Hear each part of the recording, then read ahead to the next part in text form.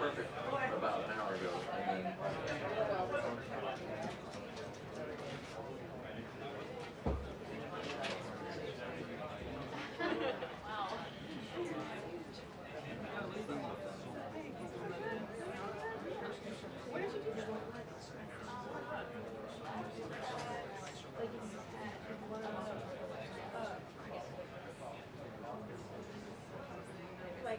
Like around the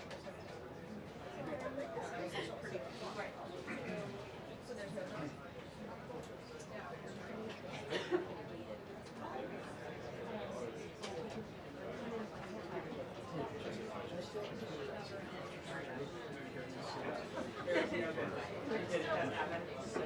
yes. Thank you.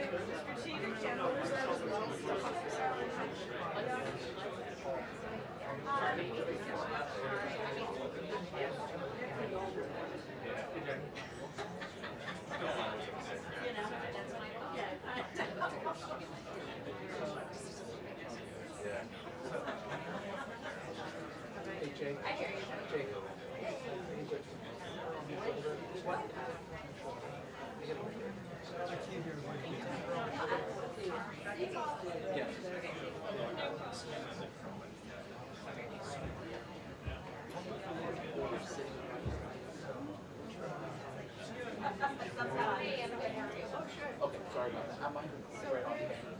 Let me know when you're ready. So, Like this is getting too far forward. that's too far? Yeah.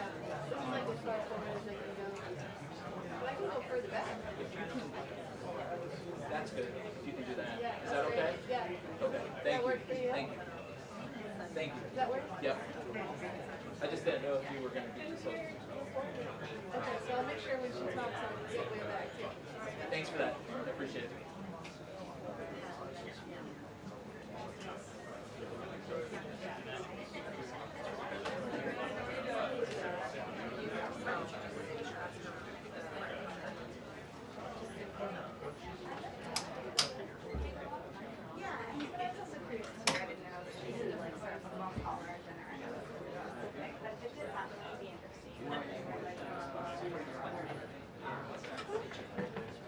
Yeah, or just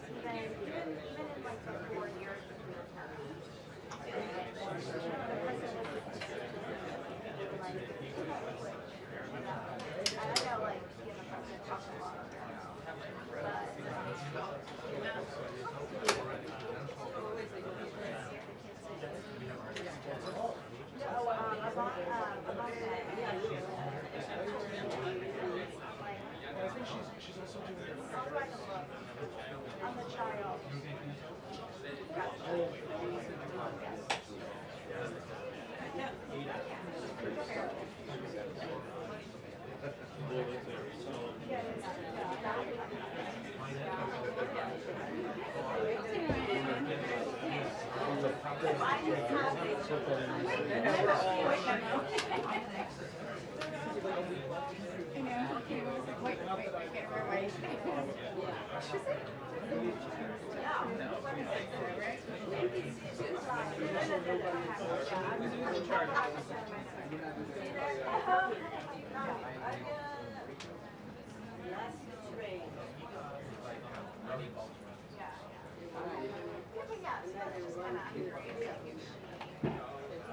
I said, some people said they thought she might have smoothed some rough edges. Her ways. Worked a little magic.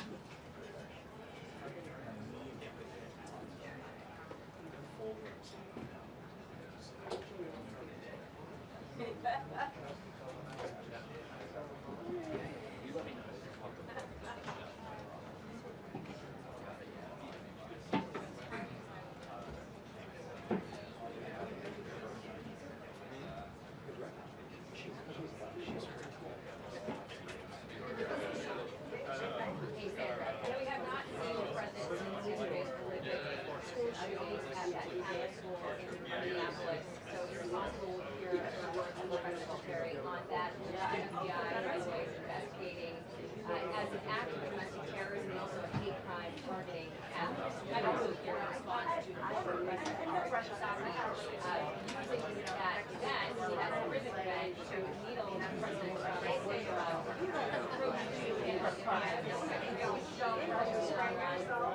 Information about motive or identity was out. We are likely also going to get an update on this crime response across the country. As Mike just noted, the president posted on Truth Social this morning that it got problems in Chicago and that he says people are begging for him to go in and to fix it, but the governor is not so far asking for that, and he says to stay tuned.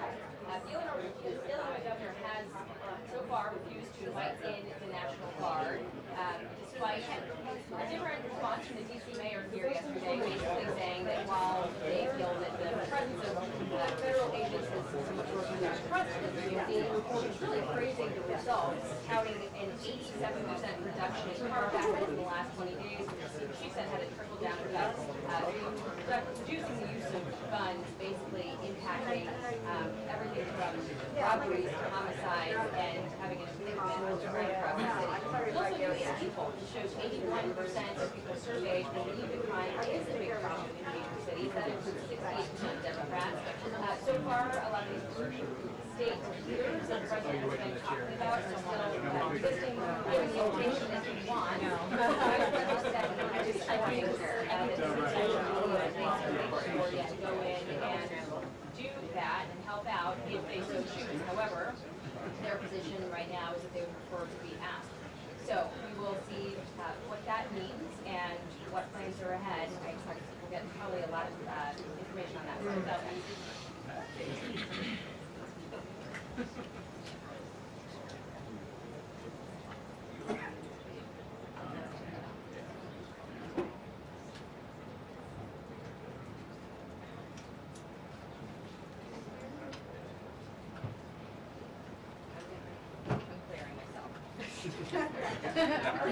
You're going to clear yourself too.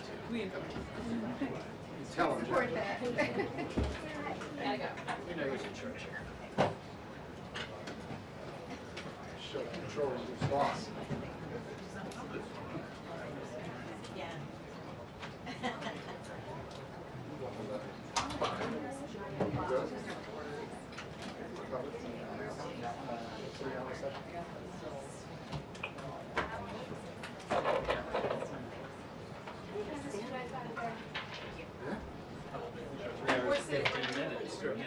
Thank you. Thank you.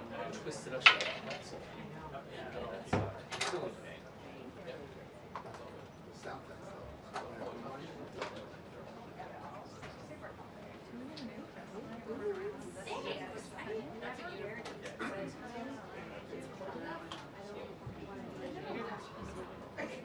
I'm doing the summer booth.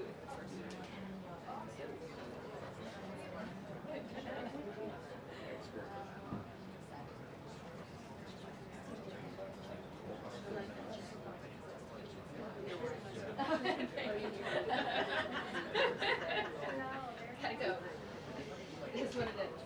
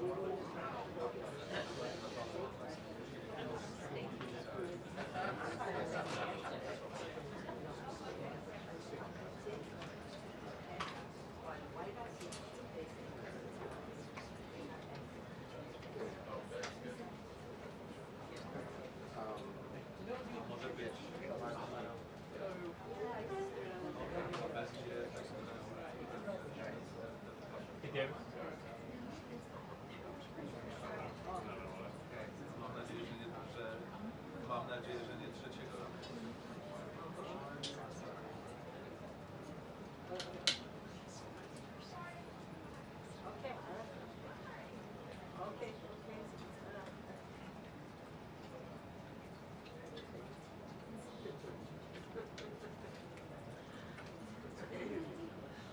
Papieża dlaczego? A co jest do tego papieża?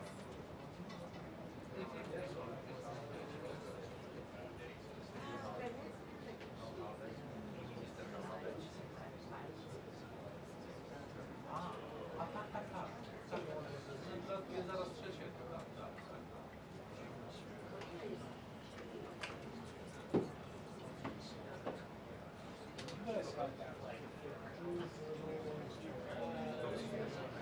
A może nie pani?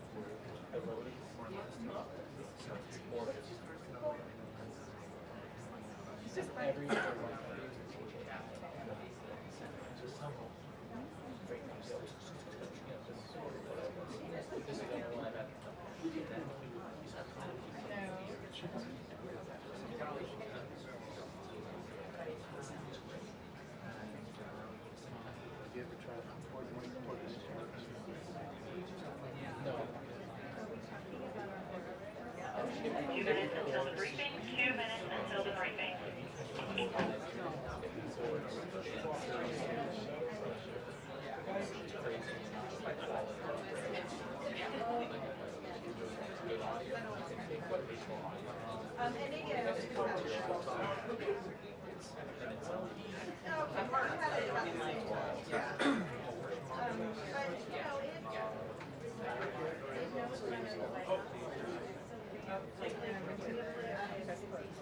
Like,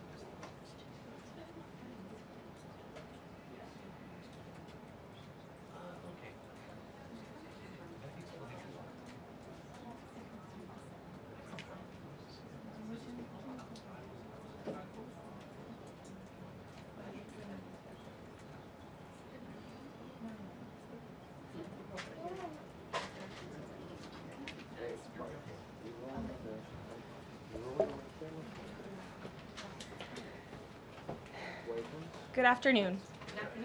Good to see all of you.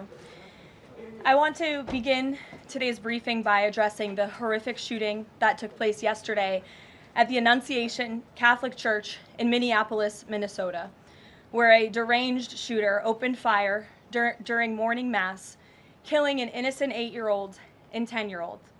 14 other children and 3 adults were also injured during this horrible tragedy. This was the first morning mass of the school year for these beautiful, innocent children, and this sacred religious service was desecrated by an evil monster. We are all eternally grateful to the heroic law enforcement officers and first responders whose courage and swift response aided all of those impacted by this horrible tragedy. As Director Kash Patel confirmed yesterday, the FBI is currently investigating this shooting as an act of domestic terrorism and a hate crime targeting Catholics. President Trump signed a proclamation yesterday following his call with the governor of Minnesota, Tim Walz, acknowledging the victims and their families and directing flags to be flown at half-mast. President Trump and the First Lady encouraged the entire nation to join all of us in praying for the victims and their families as they face unimaginable grief and loss. The White House and the FBI will continue to provide further updates as they become available. I also have a quick scheduling announcement for you today. The President will travel to New York City on September 22nd to address the United Nations General Assembly on Tuesday, September 23rd. On another matter, as Americans make their Labor Day weekend travel plans, they will be able to enjoy 5-year low gas prices thanks to President Trump fully unleashing American energy dominance. President Trump ended Joe Biden's Green New Scam policies and is delivering on his promise to make America affordable again. These savings at the pump are giving everyday American families more room in their budgets at the end of each month, which is the exact opposite of what we saw under the previous administration.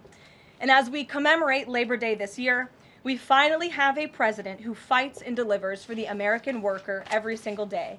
President Trump believes that American workers are the heart and soul of our economy and our national identity, which is why he's championed an agenda that puts them first always. For decades, the hardworking men and women of our country who built the greatest nation in world history were sold out by selfish, greedy, short-sighted globalists who put our country on a path to economic and cultural ruin. They hollowed out our factories and towns and betrayed the American working class by shipping jobs overseas and importing millions of low-wage migrants to replace American workers. Under President Trump, this national disgrace is over. American workers are, once again, being put at the center of national trade policy, and the dignity of American labor is being defended. As a result, President Trump has already brought in nearly $10 trillion in new private and foreign investments so that the top businesses in the world can create high-paying jobs in America and hire American workers to fill them. In fact, since President Trump took office, the economy has added more than 500,000 new jobs to the workforce. In a stark reversal from the Biden administration, all of that job creation has been driven by private sector growth, and all employment gains have gone to native-born Americans. Wages for blue-collar workers are now rising at the fastest rate in the past 60 years. And the average American worker has already seen a $500 wage increase this year alone. Thanks to the largest middle tax cuts ever signed into law by President Trump, with no tax on tips, no tax on overtime, no tax on Social Security, Americans in all 50 states will keep more of their hard-earned money. The average American taxpayer will see a tax cut of nearly $4,000 because of these pro-growth provisions, according to analysis from the Nonpartisan Tax Foundation. In other news, President Trump continues to deliver on his promise to restore law and order to our nation's capital. Since President Trump's intervention, there have been more than 1,283 arrests right here in the District of Columbia. Total crime in D.C. is down 19%, and violent crime is down 30%. Carjackings in the district are down 67%. Homicides are down 57%. Robberies are down 40%. Motor vehicle thefts are down 32%. And assaults with dangerous weapons are down 23%. And property crime is down 18%. These numbers prove the president's bold actions to make D.C. safe and beautiful again are working, just like he said they would. And that's why on Monday, the president took additional action to sign an executive order taking steps to ensure that cashless bail in Washington, D.C. is eliminated. For too long, D.C.'s reckless cashless bail policies have allowed dangerous criminals to be quickly released, which endangers everyone who lives in and visits our wonderful capital. No cash bail has also foolishly forced law enforcement to repeatedly arrest the same offenders over and over again, only for them to be released back into our nation's capital. This is the definition of insanity, and the president is seeking to end it. He also signed a separate executive order addressing the crime emergency in D.C. by instructing the National Park Service to hire additional United States Park Police officers to support public safety, and directing the U.S. Attorney's Office for D.C. to hire additional prosecutors to focus solely on violent and property crimes. So while liberal Democrats across the country continue to double down on their failed soft-on-crime approach, the American people, including local D.C. leadership, business owners, and residents, are rallying behind President Trump's crime crackdown. According to new polling, 81% of Americans say crime is a major problem in large cities across the country. And a clear majority of Americans believe the president's actions are justified and necessary to reduce crime in these cities. Indu Bhatia, who runs a liquor store a half mile from the White House here just down the street, is one of those Americans who are grateful for President Trump's public safety push. Indu recently told the New York Post that her store was robbed so many times that they had to spend exorbitant sums of money on security, jeopardizing her family's financial future. But thanks to President Trump's strong action, Indu said, quote, "All of my employees, including me, we feel much safer, and even our customers feel really happy when they walk into our store." And just yesterday, Washington, D.C. Mayor Muriel Bowser credited President Trump for surging federal law enforcement personnel and said neighborhoods, quote, "feel and are much safer." We thank Mayor Bowser for her cooperation and her willingness to help us make D.C. safe and beautiful. This entire effort has vindicated what President Trump and law and order advocates have been saying for years, and this is our message to Americans in Democrat-run cities nationwide. Decline is a choice. You don't have to live in constant fear of being robbed, raped, or murdered. Your leaders are lying to you, and they have been failing you for decades. The President Trump approach of upholding law and order by letting our brave men and women in blue actually do their jobs to aggressively fight crime works. In just a few weeks, President Trump has done more for D.C. residents than Democrats did in 50 years. And this can be replicated in other crime-ridden cities across the nation.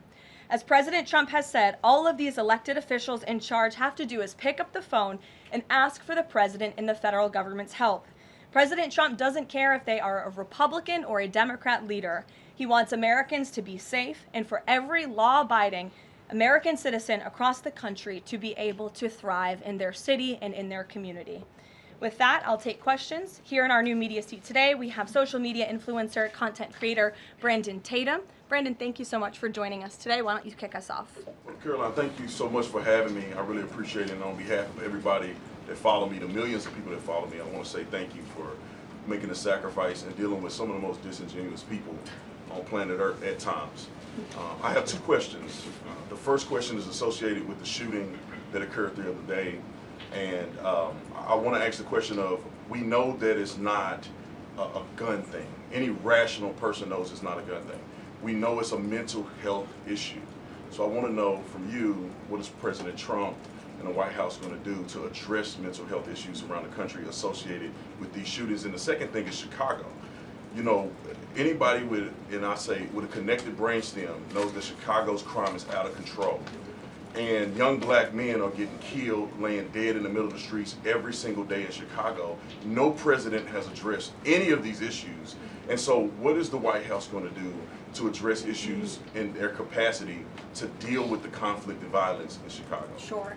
Well, to your first question about this shooting in Minnesota, right now, the administration is focused on helping the people of Minnesota. It's been less than a day, of course, since this tragedy happened. We have federal law enforcement on the ground assisting local law enforcement. This investigation is ongoing. There's still a lot of facts to understand about these circumstances, and so we're going to continue to do that. As for Chicago and cracking down on crime, it is a priority of this administration to ensure that American cities are safe again, and I'm so glad that you brought up the crime in Chicago, because we've been seeing the governor of Illinois parading out there saying that there's nothing wrong with Chicago. It's a great place to live. There's no crime there. He doesn't need President Trump's help. Well, I think the residents of Chicago beg to differ, and the statistics beg to differ. And I'll just share a few of those statistics with all of you. For 13 consecutive years, Chicago has had the most murders of any U.S. city. This is J.B. Pritzker's legacy, by the way. For 7 consecutive years, Chicago has had the highest murder rate among U.S. cities with more than 1 million people. In 2024, just last year, Chicago's murder rate per capita was 3 times higher than Los Angeles and nearly 5 times higher than New York City. That's more than double the murder rate in Islamabad and nearly 15 times more than Delhi. Out of Chicago's 147,899 reported crimes this year, that's how many crimes have been reported in Chicago since January 1st. There have only been arrests in 16% of them. These numbers are unacceptable. There have been more illegal guns recovered in Chicago than in New York City and Los Angeles combined. The number of reported motor vehicle thefts last year was more than double the number in 2021. And Chicago has also, just like DC, come under scrutiny over discrepancies in its homicide data reporting. So as bad as these numbers are, perhaps they are even worse. And this is Governor Pritzker's legacy. He should put politics aside. He should pick up the phone and call this president, who would be more than happy to do right by law-abiding American residents in the city of Chicago, and we hope that he will. Gabe, and thanks for being here, Brandon. Gabe. Caroline, thank you so much. First, on the firing of the CDC director, first, Sure. Who will replace her? And then also, overnight, the White House said that she did not align with the president's agenda. Dr. Menard's attorneys say that she refused to rubber stamp unscientific, reckless directives and fire dedicated health experts. What specifically did she do wrong? Look, what I will say about this individual is that her lawyer's statement made it abundantly clear themselves that she was not aligned with the president's mission to make America healthy again. And the secretary asked her to resign. She said she would, and then she said she wouldn't, so the president fired her, which he has every right to do. It was President Trump who was overwhelmingly reelected on November 5th. This woman has never received a vote in her life, and the president has the authority to fire those who are not aligned with his mission. A new replacement will be announced by either the president or the secretary very soon. And the president and Secretary Kennedy are committed to restoring trust and transparency and credibility to the CDC by ensuring their leadership and their decisions are more public-facing, more accountable, strengthening our public health system, and restoring it to its core mission of protecting Americans from communicable diseases, investing in innovation to prevent, detect, and respond to future threats. That's the mission of the CDC, and we're going to make sure that folks that are in positions of leadership there are aligned with that mission. And briefly on another topic, Alligator Alcatraz. Last week, a judge on an environmental concerns lawsuit said that the administration had 60 days to wind down operations there, state officials did. Now, the administration has not been shy in fighting back against what it calls activist judges, but why is it backing down this time?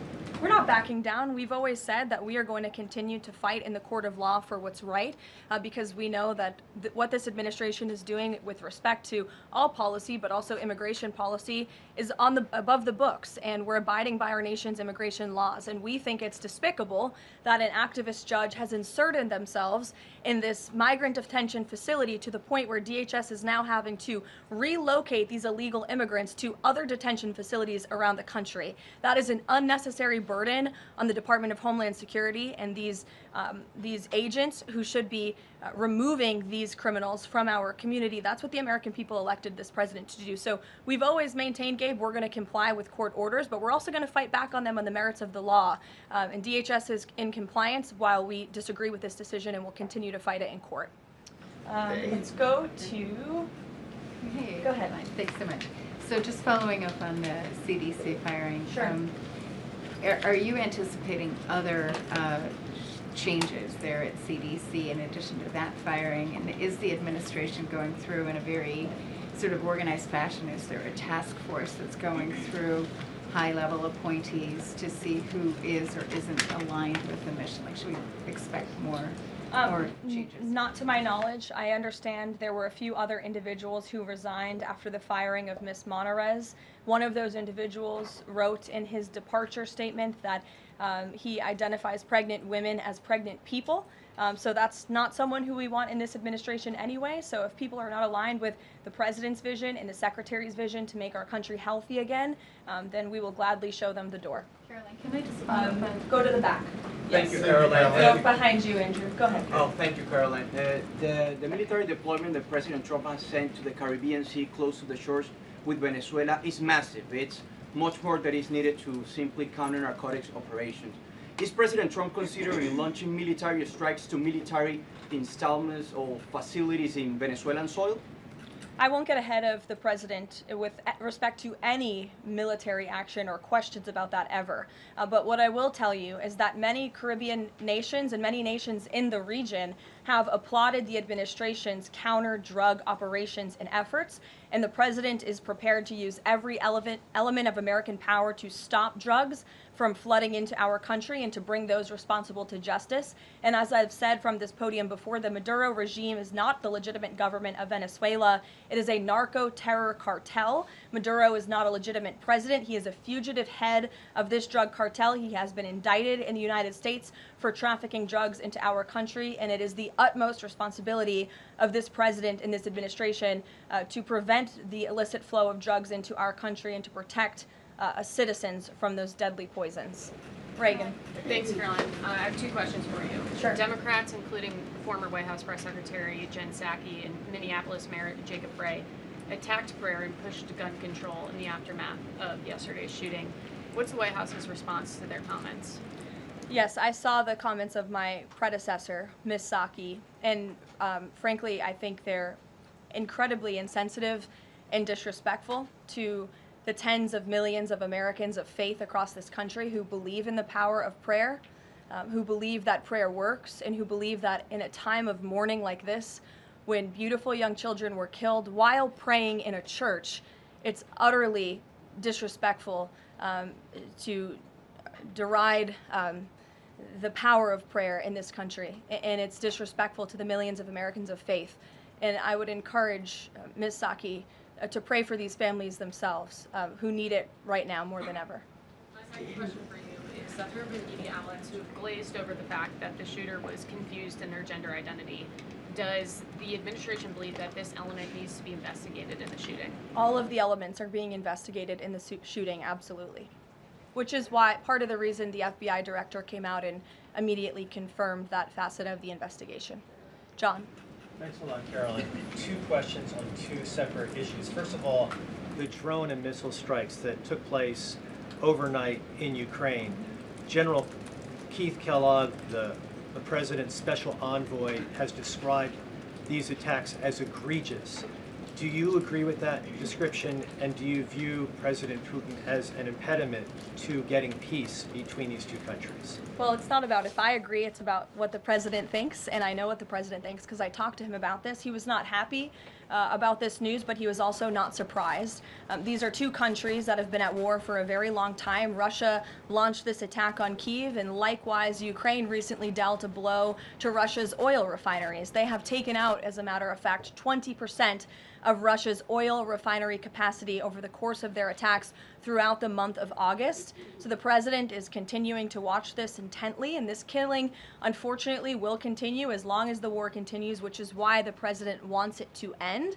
And that's why he's worked harder than anyone to end this war, which would have never started if he were president, but perhaps both sides of this war are not ready to end it themselves. The president wants it to end, but the leaders of these two countries need it to end and want it to end, must want it to end as well. And I think the president will make some additional statements on this later. My second question has to do with, Carrie. I just had one more, if I may. It has to do with the president's intention to remove Lisa Cook as a member of the Federal Reserve Board.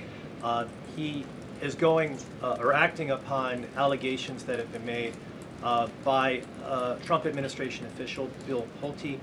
These are just allegations. She hasn't been convicted yet of any crime. Is the administration opposed to allowing Ms. Cook to have due process, to challenge what has been alleged against her?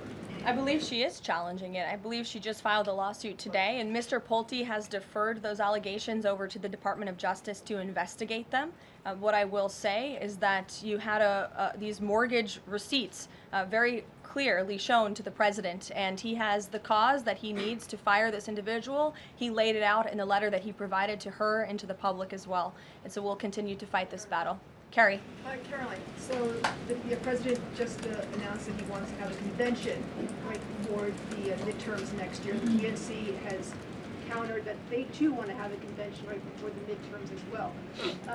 What's the White House's response to that? And can you give us just a little bit of a hint or a tease here as to how the president envisions a convention in for the midterms? Look, the president put out a statement on this earlier today. I'll let him speak further on the plans that he envisions, but I think he's very proud of the accomplishments and the achievements of his administration, as he should be. The most secure border in United States history, a crackdown on crime here in our nation's capital, an attack or a reversal of the attack on our energy industry from the previous administration. As I just pointed out to you, gas prices today, this Labor Day, are the lowest they've been since Labor Day in 2020. Our economy is bringing in trillions of dollars in revenue from all over the world again. So there's so much for Republicans and for the president and for Americans across the country to be proud of, and I think the president wants to see that celebrated. But for any further details on this as they come, we'll provide you with them. Iris. Thank you, Caroline. Two questions on the shooting. What's the administration's message to some concerned parents across the country who might be now worried about their kids' safety in light of the latest incident? We completely and totally understand the concerns of parents across the country. This tragedy it's heartbreaking. As a parent myself, there are no words to describe just the heartbreak that these families must be enduring, which is why the president and the first lady have encouraged everyone to continue to pray for these families and these victims. And it's why this administration is focused on removing public safety threats from our communities. And in fact, I can share with all of you that last night in Washington, D.C., when arrests were being made, there was an arrest of a juvenile right here in D.C. in Ward 7 for threats to kidnap and injure, receiving stolen property, possession of a large capacity feeding device, unlawful possession of firearms and ammunition. A search warrant was executed, 7 firearms were recovered, and the juvenile was arrested after an investigation was initiated based on social media posts allegedly threatening violence towards a school. So this was a juvenile who was a risk to not just himself, but the community here in Washington, and he was removed from the community last night because of the law enforcement efforts of this administration. And I would also point to the statement of our wonderful First Lady that she released yesterday. She wrote, "The tragic mass killing in Minnesota illuminates the need for preemptive intervention in identifying school shooters. Early warning signs are often evident, with many individuals exhibiting concerning behaviors and making violent threats online prior to their actions. We encourage all Americans, as the old saying goes, if you see something, say something. If you see warning signs or threats, report it to law enforcement. This administration, federal law enforcement will take those reports and those threats seriously. They will be treated as a law enforcement emergency, and we will act accordingly. And on the First Lady's statement, would the administration consider ramping up resources on these fronts to parents and schools across the country to help them look into these signs and prevent more tragedies? It's a very fair question, Iris. As for any potential future policy decisions or funding questions, it's just been over 24 hours since this tragedy occurred. Right now we're focused on the FBI and their investigation and uncovering all the facts, and we'll leave those very important policy discussions to another day. Thank you, Caroline. Go ahead. Megan. I had a question about the Lisa Cook lawsuit that you mentioned. Sure. Does the president plan to wait until that lawsuit is resolved to appoint her replacement? I will leave that to the president to make that decision in that announcement himself. Brian. Thank you, Caroline. Two questions. Bouncing off the CDC, situation with CDC, I'm curious if administration officials are pushing back on the president's agenda, privately, publicly, however, should they fear to lose their jobs going forward? Look, I think if you're doing your job well, and if you are executing on the vision and the promises that the president made to the public who elected him back to this office, then you should have no fear about your job. Just do your job. That's what this president wants to see. He wants to see people solving problems. He wants to see the people who have the privilege of serving the American taxpayer and the federal government abiding by the wishes of the American taxpayers who overwhelmingly reelected him in this cabinet to make America great again, or in this case, make America healthy again. On the Intel deal, where the U.S. got a stake in that company, there's two things I want to ask about that. The first is, what did the U.S. get back in return for that deal? And the second thing is, what are the future plans for giving any form of money to another company? It could be through the CHIPS Act, like this deal, or some other form of funds. What are the plans there by this White House administration? Well, look, as you know, Brian, very well, because you cover it often, the Intel deal is still being ironed out by the Department of Commerce. The T's are still being crossed, the I's are still being dotted. It's very much still under discussion.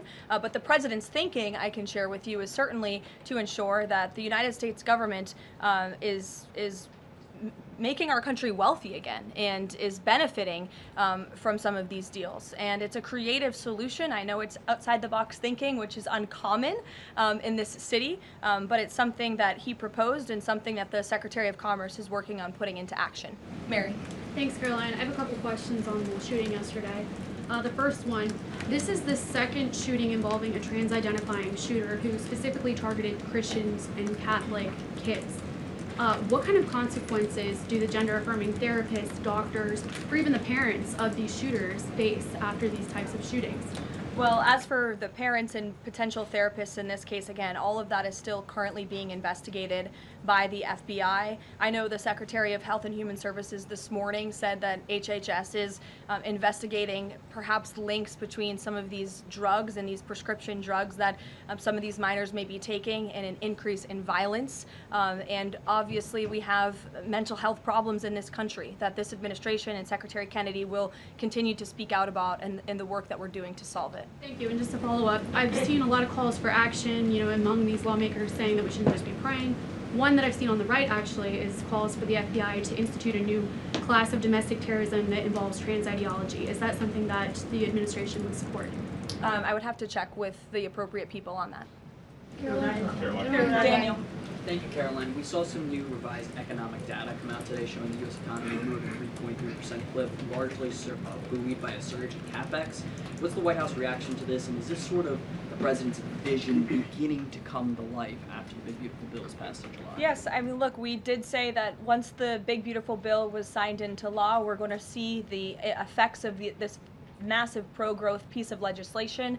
As I laid out for you as we head into the Labor Day weekend, there's many positive economic indicators that the American people can be hopeful about. But don't forget, we are reversing 4 years of reckless spending from the previous administration, of slamming regulations down the throats of American business owners and consumers across the country. But the administration is working very hard to unravel all of that and to ensure that small business owners and workers are thriving and that they have more money in their own pockets to spend. Thank you. Caroline. Thanks so much, Caroline. Back on the CDC, there was reporting that some of the initial problems between RFK and the CDC director stemmed from miscommunications or differences on vaccine policy. So I wonder if you could just say whether or not the president believes that the COVID vaccine should be available to and covered by insurance for all Americans regardless of age and pre-existing conditions. What I will tell you is that the FDA recently revoked the emergency use authorizations for 3 COVID vaccinations while simultaneously greenlighting 4 new COVID-19 vaccines with 2025 and 2026 formulas. The reason for the revocation of that emergency use authorization is because obviously the COVID pandemic and the public health emergency is over. But just to correct the record, because there's been a lot of misinformation on this, the FDA's decision does not affect the availability of COVID vaccines for Americans who want them. We believe in individual choice. That's a promise both the president and the secretary have made, and it's a promise they have now delivered on. Question, if I could, Caroline. Second question, if I could. Sorry. I wonder if you could answer why the president hasn't acknowledged the shooting at CDC headquarters that took place earlier in August, where a police officer was killed, and it was reported that the motivation for the shooting was somebody who was really unhappy with the effects of the COVID vaccine. We absolutely were very much aware of that shooting. The Secretary of Health and Human Services put out a statement immediately. He was in touch with the CDC, and he actually traveled to Georgia to assess the situation and to mourn with the people who work in that building there. So. Go ahead. With respect to Labor Day, one of the most underrepresented groups right now are police officers. 30,000 police officers short in America right now. To Brandon's question, 1,300 short in Chicago, 3,000 short in New York, 500 short here in Washington, D.C. What can the White House, what can the President do to help recruitment of police officers? You've done well with the military and Border Patrol. What can be done to get more police officers on the streets of America? Well, the president has certainly been very successful in recruiting federal law enforcement. If you look at the ICE recruitment campaign that was led by he and our Secretary of Homeland Security, we've seen more than, I believe, 130,000 applicants to join ICE, which is just amazing. There's more applicants now than there are jobs to fill, and we're very grateful for that. Clearly, Americans want to serve their communities. They just need a leader who encourages them to do so. So maybe Governor Pritzker should spend less time demonizing the police, more time trying to recruit more police, and more time trying to call the President of the United States to get crime in his city under control. The President wants to allow law enforcement, whether it's state, local, federal, to do their jobs, to arrest criminals, to put them behind bars, and to remove public safety threats from American communities. He'll continue to do that. Thank you, guys. Thank